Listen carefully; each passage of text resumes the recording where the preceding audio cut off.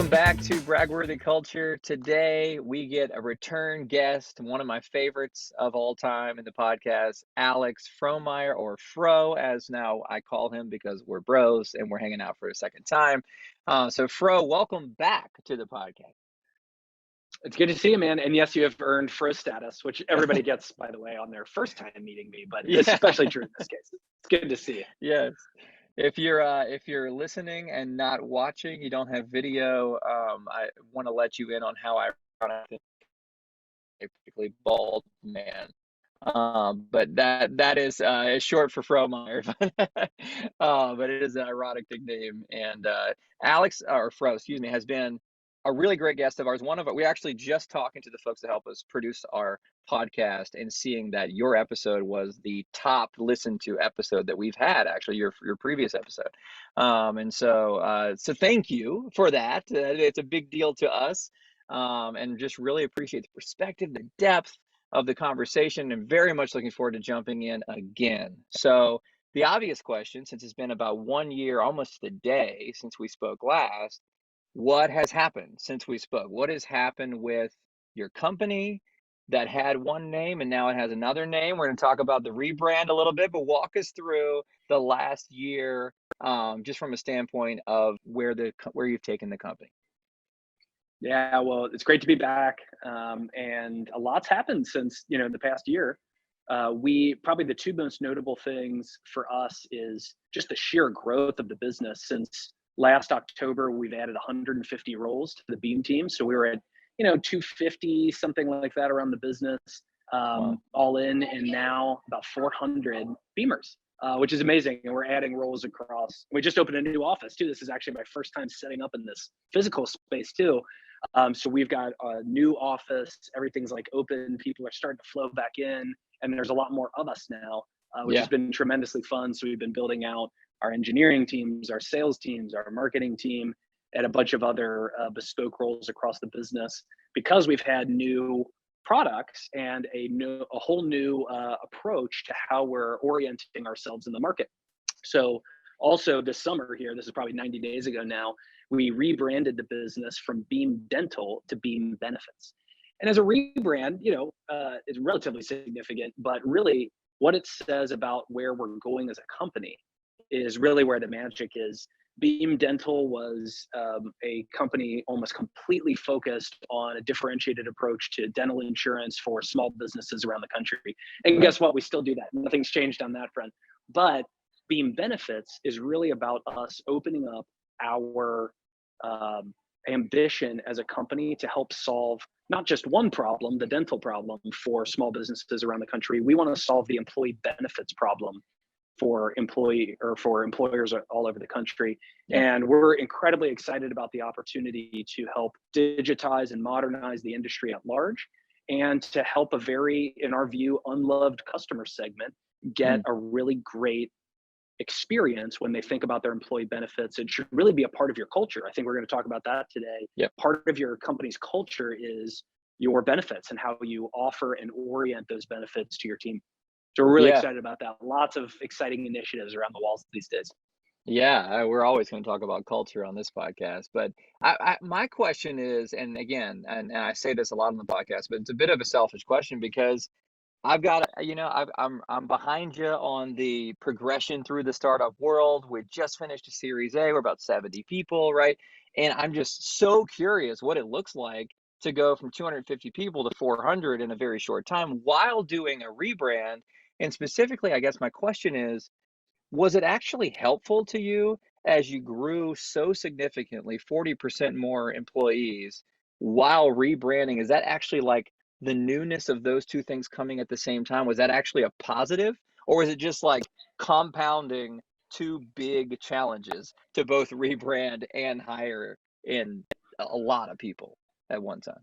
We do, I think, a really great job as a business of getting people comfortable with being uncomfortable. Okay. And some of the reason why is Yeah. whether it's this year's initiatives like launching some new benefits products and the rebrand, or previous years when we had other big initiatives in the business, there's usually always something going on that if this is your first experience as an employee at a growth company, it's shocking. And so Right. this year's newest Beamers are no exception. They're like, oh my God, this is like a normal Tuesday in this business. And we're like, yeah, get used to it, because this is normal, right? And whether it's the rebrand of the company, launching a new product, heading into a new market, or whatever we're going to be up to in 2023 and beyond, there's always something that I think in some ways lets people know that they're in a different environment. We will Hmm. remain a really ambitious company Hmm. for forever, I hope. And Yeah. what that means is that a certain segment of the business and a certain segment of our employee base, their work is changing. How they report into the business is changing. The physical location where they're doing their work is changing. The products that they're selling or helping position or doing customer support for are changing. Mm. The one consistency, though, is our values, our true north, our vision as a business. And so the common thread that we try to keep folks focused on is, like, despite all of the changes to what your day-to-day life might look like, there are things that won't change that you can really anchor around, and it's things like our values and culture. Yeah, it's interesting in the midst of that much change and sort of embedding the value of change and the readiness for change into your culture, it actually makes your values somehow all the more important, right? Because if there are going to be things moving around and changing all the time, those few things that don't change are huge, right? There's few things that you That's can right. cling to in the midst of the storm, right? Like that's enormously important. So one of the things that you and I talked about kind of in our pre-call and even just in side conversations is this idea around values that scale, right? So I'm really curious to tap into that a little bit, because I'd imagine you almost have to readdress and refresh and look at, you're not going to change your values, but look at your values and try to understand, what did we mean when we wrote this when we were 5 people, and what does it mean for 400 people to try to do and act the same way. So I'm really curious, again, for me personally and for our listeners, how have your values had to, I don't know, be renewed, refreshed, recommitted to, whatever the word is, right, in the midst of Yeah. all of this growth? It's such an important part of business building. You know this from, the rapid growth you've seen with your team, is that Mm. what the company's doing and who it's comprised of changes, not just like every couple years, it changes every few months, right? It's like a whole different company. The company happens to have the same name and happens to have some of the same people at it, but it's really a different company. And so Mm. you're really scaling culture through entirely different businesses. It just happens to all need to be connected to one another, because it is in Right. fact the same business.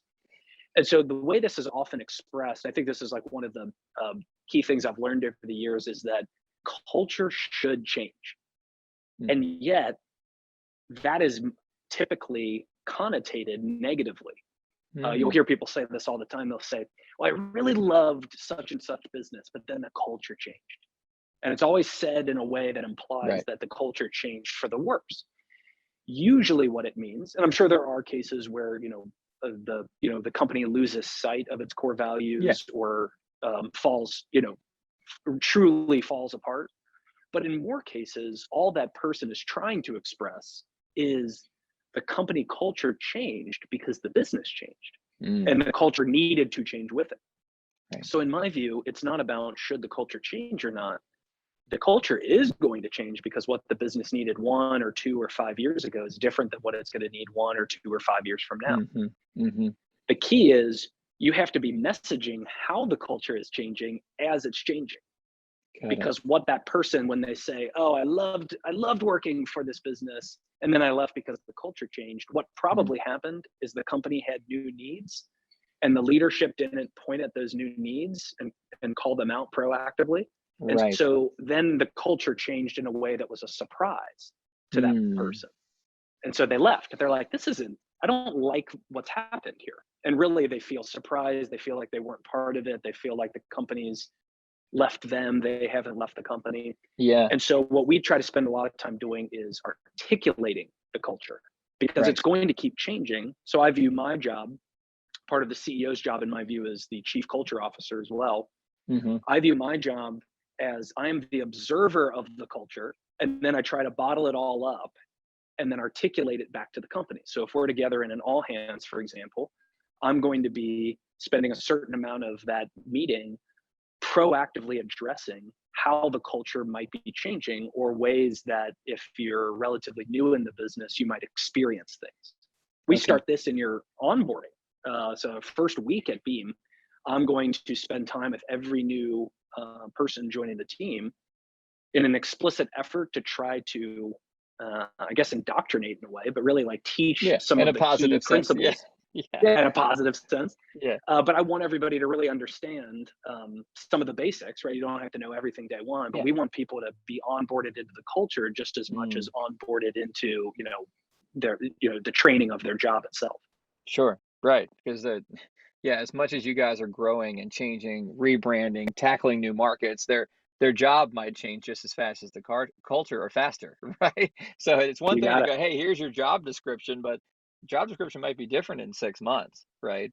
So you're managing a lot at once, but that makes perfect sense. I think wrongly, I just communicated today with some people on my team and said, like, I don't want to lose our culture. And I think what I meant by that deep down is like, I don't want it to change. But like, it's going to change. Like, of course, it's going to It's change. going We're to going to change. need different people with different personalities and different skill sets. And like, we're going to have, yeah. So I think what I probably should have said is that I don't want to lose sight of our values. I don't That's want the exactly right. core. I don't want the core of who we are to change, right? But like everything around the core, that nucleus, right? The culture itself, like absolutely, it will and should. Yeah, That's that's a exactly good. right. Yeah, We see that exact distinction actually not made enough in most businesses, especially fast growth businesses, which is that mm, some things you don't want to change, other things should change, need to, and will, regardless of what you want. And so right. being able to point at the things that shouldn't change, like if we Mm, care deeply about helping small businesses uh, get modern benefits, we should be able to point in that, say, like, no matter what, that's not going to change. We're always going to care about that thing, or we're always right. going to care about one of our core values, like tenacity. That is always a thing that we'll look for in employees. We did that last year, we're going to do that next year. Yeah, But then certain things need to change. For example, our company has updated its views on its work style, or it's updated its views on PTO, or it's right. updated its views on transparency as we've learned more and experienced more as a business. And so I Hmm. might articulate transparency and Beam's take on transparency differently, and certainly more explicitly than I would have 1, 2, or 5 years ago. And I have no reason to expect that I won't have a different take on transparency of what your expectations should be 5 years from now. And so Right. there are certain things that are allowed to change, certain things that need to change, certain things that shouldn't change. And simply leaders' abilities to point at those things and Mm, call them what they are, like, this is an immovable object, and this is something we're going to continue to, yeah. morph as the company morphs. That alone takes the temperature way down on what can Mm. become some pretty gnarly cultural issues over time. Wow. It all comes back to communication, doesn't it? Always So does.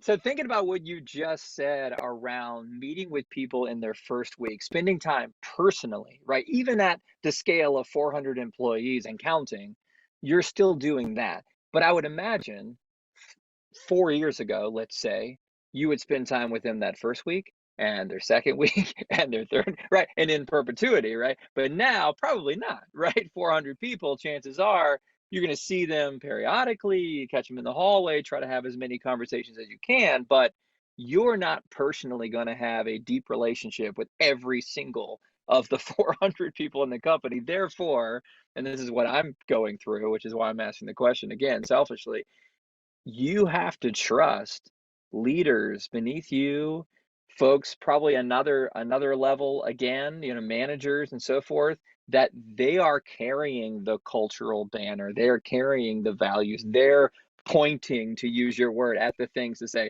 movable, immovable. They have to do some of that communicating too on a daily basis, because they're not going to always hear from you every day, right? So I'm curious just what that's been like for you, transitioning from always being the guy, right, to communicate vision, direction in every case and every communication, to still doing that, but on a particular cadence, and trusting that it's being backed up, on a more daily basis by the folks that you lead and the folks that they lead.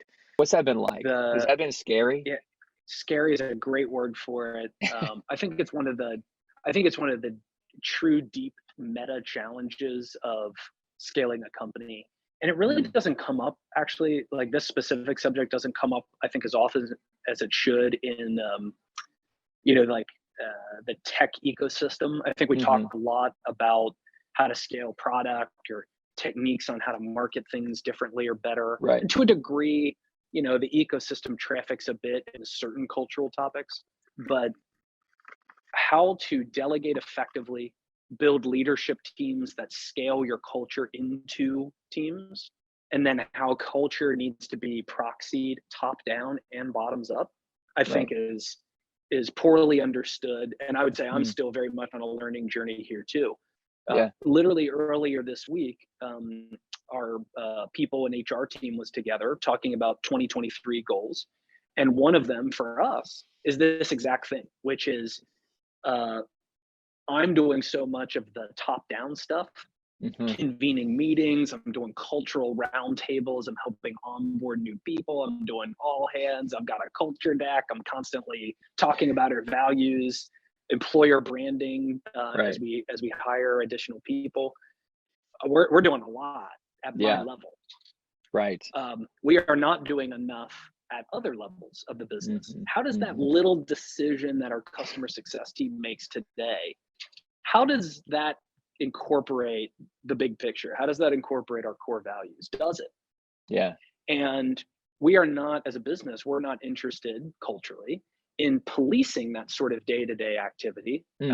I'm not forcing anybody to, like, hey, you made a decision last week. Did you use our core values to guide you along the way? Right. I believe Right. people Right. vote with their feet. They'll use the core values if they're valuable, and they Yeah. won't if they don't find them applicable. Hmm. And so what we're trying to figure out right now as a team is, as a people team, is how do we better embed our values into the relationship building done between managers and our individual Mm, contributors, to right. make sure everybody's truly, as much as possible, weaving that DNA into Mm, day-to-day, week-to-week life, to give us the best possible chance at having a culture that can change itself to a degree and morph itself as the needs changes, which I consider to be a very bottoms up or organic process, yeah. which takes some of the burden off the otherwise, the CEO on the pulpit just like screaming about core values all the time. I think it takes a little bit of both, right? Because you got to Yeah. evangelize, Yeah. but it can't just be the CEO up there or a key employee, being the only one that's carrying the torch. Like, everybody has to be involved to some degree. Right. Right. Yeah. Yeah. And people are distanced from the CEO more now than they were in years past, right? They don't know you personally as well as everyone used to know you, right? I'd imagine early on, and I feel this in my own company, that I have so many individual interactions with almost everyone in the company that they know me, right? So they trust me Yep. because they know me, right? But the trust, I would imagine, again, correct me if I'm wrong because I'm not there yet, but the trust that you will experience or not experience down the road is based on how the people that know you, right, are genuinely agreeing with and communicating the same things that you are, right? Not because they're told to, but because they actually believe in what's been said, and they believe in and they trust the leader, right? And then that kind of keeps going down those levels where it's just like, oh, well, my manager seems like they really genuinely are bought in, and so does their manager. And so this all must be very real and very genuine, right? As opposed to, like, if it's just you all the time, it's like, that who's this guy again, like company mascot, like here just like saying the same stuff, right? I don't know. I'm projecting a little bit what I believe the reality might be, but what, is that kind of the case? Do you kind of feel like, the trust a little bit borrowed at this point, that it's really coming from the individual contributors are really trusting the folks that they know personally, right? And that's kind of borrowed almost generationally up to you, if that makes Yeah, sense. that's right.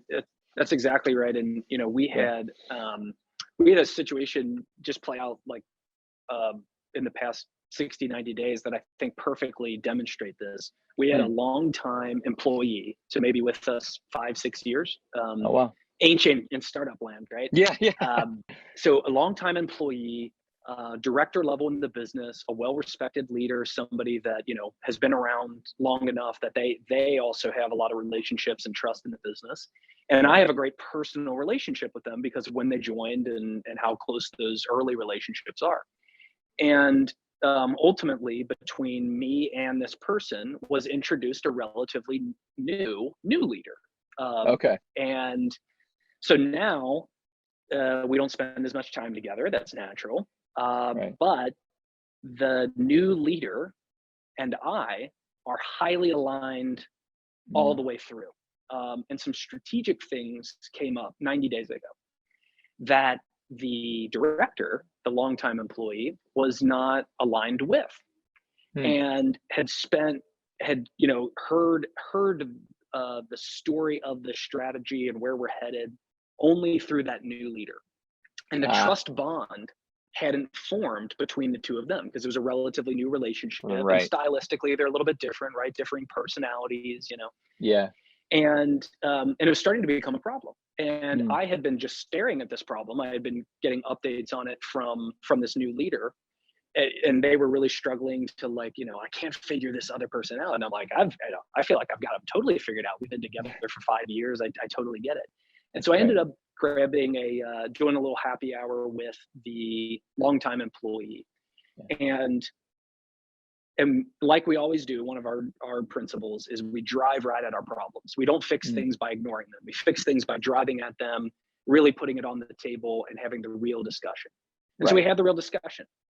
And that longtime employee heard my version of that exact same strategy that they weren't Right. aligned with this new Yeah. leader, partially because of the relationship and partially because of the expectation that I was setting, which was, if the new leader and I are aligned, if you don't get on board, you're going to be in the out crowd, Right. right?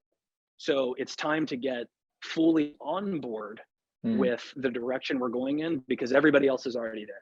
Yeah.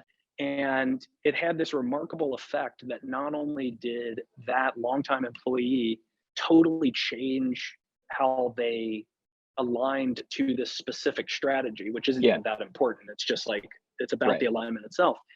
They then started gathering other people who might have been questioning some of this new leader's Mm. fit in the business.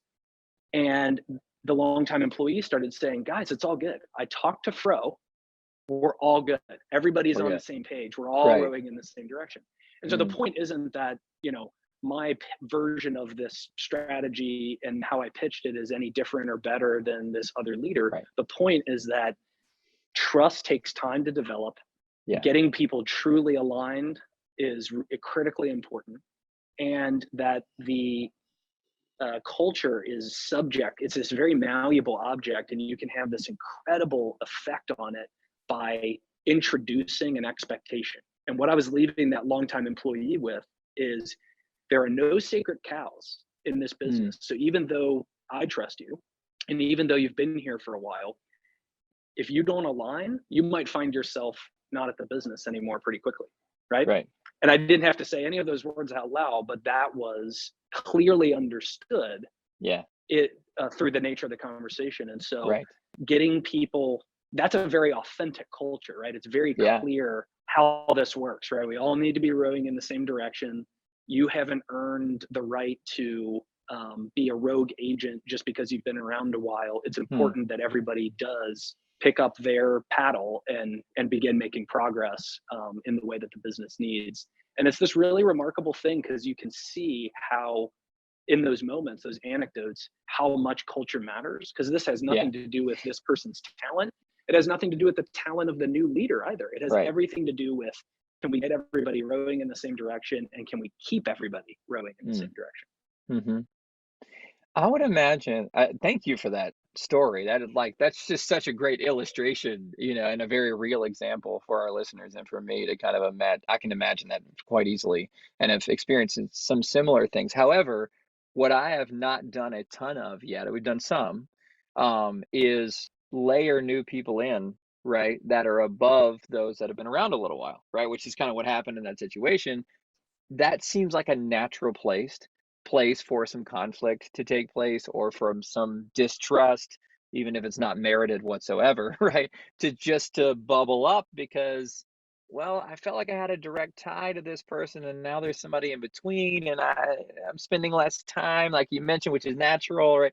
Do you find that that is commonplace when folks kind of get leveled, in that way? And as a CEO, what is your communication strategy, your time spent strategy? Like what is it that you're doing to sort of appease some of those things, make sure that trust is built? Obviously, that was one perfect example of something that you did, but in anticipation of that, because it seems like something that would be very common, right? What are some steps that I could take, some other CEOs that are listening could take as they begin to think, okay, I need to go hire some high level people, right? And I've got some folks over here that were maybe hoping for that job or maybe just weren't sure and now all of a sudden they feel disconnected. What are some strategy that we can employ, in our own businesses? It's one of the most common things that not only can happen, but frankly should happen in a Right. business that's ambitious, right? Right. It's the people who get you here are not the people who get you there Mm, sentiment. right. And it's also the most uncomfortable single thing that happens to an employee in the business Yeah. because I think it's they get uncomfortable it. for the leader. I think I'm uncomfortable with it, as Yeah. well. I I'm think, just like, it feels and it's hard for disloyal the or people. something, but yeah. Exactly. Yeah. Yeah. You feel, bad about the loyalty piece and the previous, strong performance of those Right. employees. They Right. feel bad because they know they're getting layered for a reason, Right. and they wish they had the direct tie to you or another senior person in the business that they had Right. previously. And it can be really uncomfortable for the new people coming in too because they're trying to wedge themselves into a business that has context and previous relationships and existing bonds that they're kind of interrupting or risking Right. interrupting. Right. And so it's hard all the way around. Yeah. We, like most things, have taken an approach to this that while I don't think we're perfect at, we've gotten a lot better at. And like many of, I think, the methodologies I've developed for management, there's always a top down component and a bottoms up component. Mm, So the top down component we kind of spoke to earlier. If I'm in an all hands and I know that there are some people that are uncomfortable out there in the business somewhere because they just got layered in or a new leaders, come in to take the thing to the next level, right. they're going to hear messaging about getting comfortable being uncomfortable. They're going to Mm, hear messaging about the company has to, for a bunch of logical reasons, continue to be out in the market looking for top notch talent, inviting that top notch talent into our business and helping us achieve our really audacious goals. yeah. And I'm setting expectations in those moments that not only is this not the first time we're doing something like this, bringing in a new executive, it's not the last time. We're going to keep doing it. Every Right. couple years we're going to be refreshing some executives and and then setting a higher bar, right? Being a director last year, the bar's up this year and the bar is going to go up again, right? Just to keep that director seat across the business really powerful and accretive and impactful to the business. You have Yeah. to always set the talent bar higher and higher. And that top down approach is a little bit of brush burning. You're Mm, clearing the way for specific conversations to be referenceable back to that global truth. So whether mm, it's me then having a specific conversation with a specific person or that's struggling with this or with another leader in the business who needs to kind of actively manage someone's from a hearts and minds perspective, right? Just their emotional yeah. response to Yeah. the changing nature of the business. They can now say, remember, Fro was talking about this in our last all hands. He was talking about how we are going to keep up-leveling leaders. That might mean some people are going to report in differently to the business, or they're going to impact the business in a different way than they did previously. And a lot of it are, these are very commendable tours of duty that people go on. They might Mm, have been, the interim manager of a team because a team lost a leader, and Right. they did a fantastic job continuing to make forward progress. But then we finally hired a great, specialist to take over that team, Right. and we should celebrate that. We should celebrate the era of time Right. that someone stepped up to the plate and helped advance the ball down the field, even if it wasn't, Mm. a perfectly scalable position they were in. And these things happen all the time. What we found is that by mixing those bottoms up discussions that really try to respect and honor the specific people and the specific circumstances, Yeah. matched with the brush burning I find myself doing a lot in Mm. all hands meetings or when I have, teams convened, you can kind of triangulate people going like, okay, you're right. That is reasonable. It does make sense that Beam's going to continue to invest in better leaders over time or more experience and Right. people that have already done the thing that we Hmm. have yet to do as a business. Right. Um, but you are talking about some of the most emotional subject matter at the same time. Seriously. So I feel like we've seen everything at this point. People Yeah. that are, they're so ready to bring in someone to help manage and move a functional area forward. And then people that, will in some cases leave the business because they're Right. offended that they weren't the Right. person tapped to go with the business for the next period of time. And you have to be prepared to lose in that context Hmm. by always forcing yourself to look for what's the right decision for the company. Is it important Mm. that we are always loyal to every one of our leaders, no matter what, right? We're going to make sure every single one of them scales infinitely in the business. Or Right. from time to time, is it better for the business to have some fresh legs and some people that have done it before and Yeah. have the experience to know more of the answers instead of discovering them along the way? Yeah. Yeah. It's interesting. It's if this were a sport, right? And I'm a Braves, I'm a very sad Braves fan at the moment. But like, if this were a sport, right? You'd look at the situation and you'd go, "Wait, you got this young talent. This guy throws 105 miles an hour, and then you got this other guy that's it's just sort of not cutting it." You wouldn't think twice. You're just like, you're starting game one and you're benched, right? But outside of that context, I think our emotions get so tied up in this idea of loyalty and this idea of they've done great work for so many years and we want to honor that and respect that and there's ways to honor that and respect that and thank people for that, but also recognize that this is what the business needs, right? And what the business needs kind of trumps all, right? Because the business is the mission. The mission is what the business is going to drive, and that's going to be different people over the course of time. So it's just a great reminder of you're balancing this idea of we do care about our people. It is about people and culture and so forth. However, not everybody's going to have this perfectly linear path to the next and the next and the next promotion, right? At least within the confines of this one company, right? Just to Um, carry the sports analogy forward, this is yeah, the exact situation. I'm a big basketball guy. yeah, This is the exact situation the Warriors are in right now. right, Draymond Green has helped win 4 championships for the Warriors. He's an right, iconic player, one of the best of his generation. yeah, He thinks he deserves a lot of money in his next contract, but right, he's also a declining player. And right, there are young players on the Warriors that are ready to step up right, and take the next generation. And what yeah, the Warriors have to decide, which is a purely cultural decision because they have the money, right, it's a purely cultural decision, which is, do we pay Draymond entirely too much money right. for what'll likely be the final contract of his career Hmm. to honor, basically to on, he retires the Warrior and it honors Right. his championship run with the Yeah. Warriors. And then do we deal with some of the cultural issues presented by his very strong Yeah. personality, or do we let the bird fly the cage? Do we Right. say, no, it's time for us to become, the next generation of the Right. Warriors? Do we Right. move on and reinvent the team and reinvent the roster and build for the future and let Yeah. him finish his career somewhere else? And Right. that is, sports media mostly focuses on the dollars. So like, oh, this contract's going to be, too expensive or whatever.